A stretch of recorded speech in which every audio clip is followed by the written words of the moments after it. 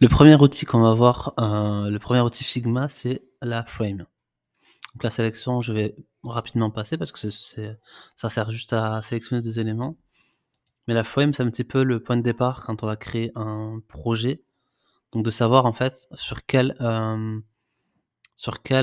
gros sur quel, device, sur quel format en fait notre projet va être. Est-ce que c'est du format, web, sur écran d'ordinateur? Est-ce que c'est tablette? Est-ce que c'est mobile? Est-ce que c'est pour voilà, pour, je sais pas, pour de l'impression par exemple, même si c'est pas très recommandé sur Figma? Ou est-ce que c'est voilà pour un visuel pour Instagram ou, enfin voilà. La frame, c'est un petit peu le plan votre plan de travail, un petit peu le support sur lequel vous allez en fait créer en fait tout votre design.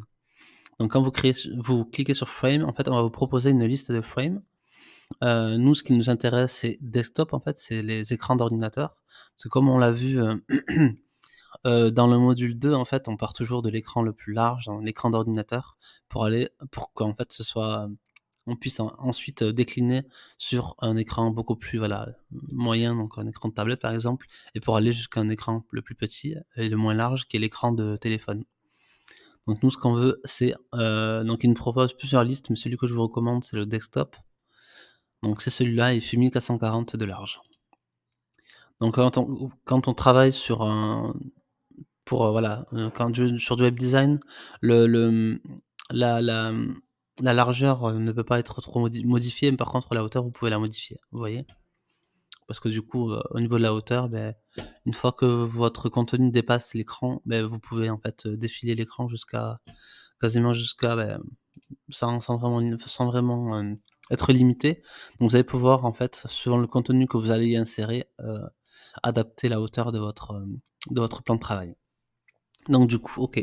Parce vous allez pouvoir aussi nommer, votre plan de travail. Donc là, par exemple, je vais l'appeler web design desktop.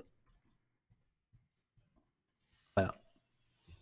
Ça va être utile quand vous allez naviguer sur plusieurs plans de travail, donc vous allez pouvoir, rapidement le retrouver.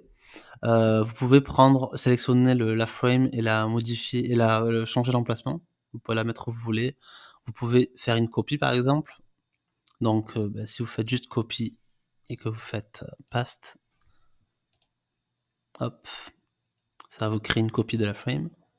Donc imaginons par exemple que voilà, vous vouliez créer par exemple 2 versions de votre web design, peut-être un en light mode et un dark mode. Vous allez pouvoir dupliquer tout votre frame et du coup tout le contenu qu'il y aura à l'intérieur.